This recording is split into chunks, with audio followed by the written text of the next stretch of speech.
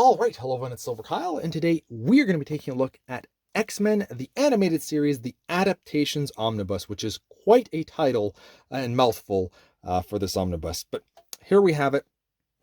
This is something that I didn't even know existed until it was first announced. Like, I didn't know that there was actual comics regarding the animated series. And this essentially it's a retelling of those stories. So it's not like we're getting new stories within the animated series. It's essentially those stories by the looks of it. And as I was flipping through, I was seeing quite a few of those episodes that I'd seen as a kid that I absolutely loved. This lineup right here is by far my favorite. So retails for $125 in the US, $156.25 in Canada. I think I ended up getting $110 here in Canada under indigo.ca. And it collects X-Men Adventures from the 92 run, 1 to 15, X-Men Adventures 94, 1 to 13, and X-Men Adventures 1 to 13 from 95. So pretty much the entire run. As far as I know, I think that they might be, are they coming back with something like this? Right? I might have seen something else that had to do with the animated series not too long ago as well when I was looking for this originally.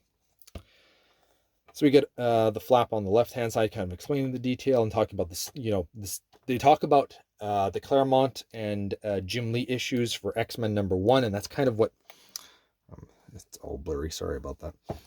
Maybe if I just, there we go. They talk about how that started X-Men #1, which was like the best-selling comic book at the time. The animated series, and I mean that sold just ridiculous amounts. That and Spawn #1. The 90s was a great time for comic books, and also Crash. So there you go. And then they talk about how they created this afterwards. We've got the people on the right hand side for the creators. We'll take a look at the hardcover itself, which has not art really, just some logos, but they do look nice. Oops, fix that here. There. So nothing too fancy, but it kind of works. I'm okay with that for the hardcover. And then we'll dive into the book itself. So just to let you know, you can kind of see through it because this is iMac, of course. iMac right there. But we get the creators, we get the issues and what page they're on. So I do like that. And then we do get the actual issues, Explosive Action from the hit TV series. First issue. You can kind of see the paper because it does bleed through. It's not the entire time. Like if there's a lot of color, you don't notice it like this and that. But anytime it's like white or really sometimes yellow, like Wolverine once in a while, I felt like you could kind of see through it. That's unfortunately what you have to expect with iMac.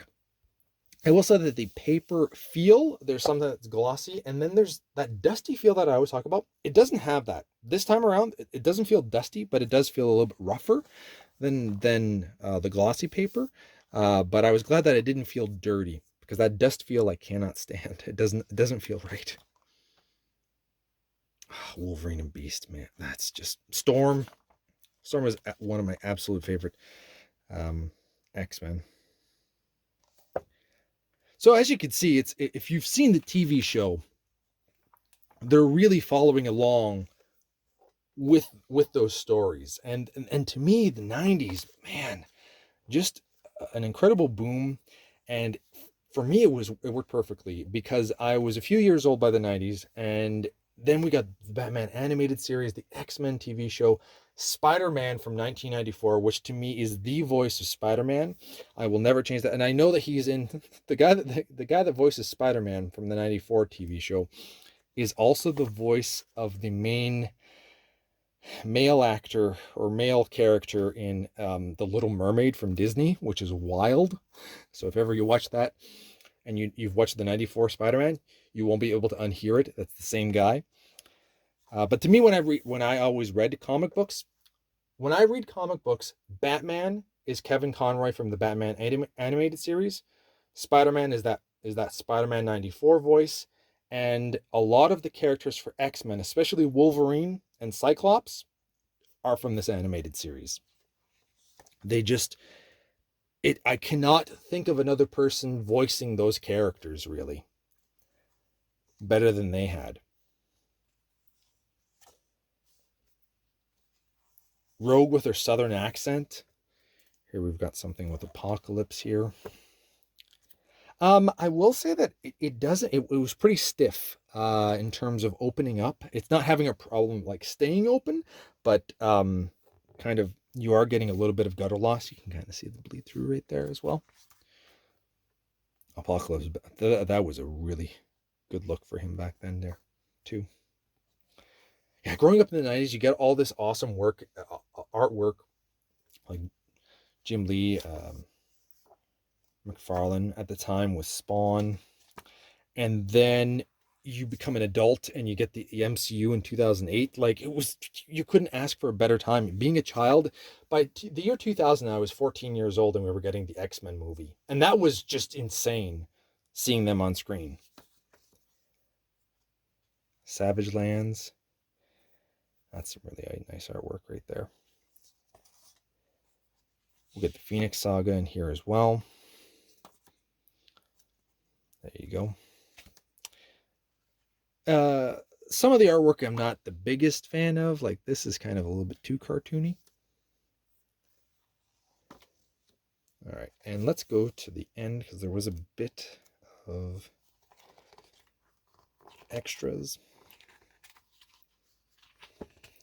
Just there.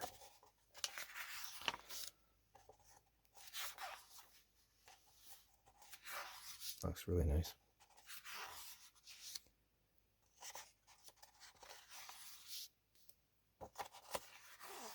And the other thing too, which is kind of nice, is that we are getting a continuation of the animated series. We're getting X-Men 97. I don't know what it looks like. I don't know what kind of material they're going to be going for. I don't know what the team is going to be, but it's a continuation of this specific animated series. So that has me excited. I just don't know if it's going to be, I don't think it could be as, well, it could be as good if Disney actually does a good job with it. We'll see how that goes. That looks like to be about the middle, and I'll show you the eye because it's not really apparent. So give me 1 second. Okay, so that's about the middle there, and that's the eye that we're dealing with. It's not apparent at all.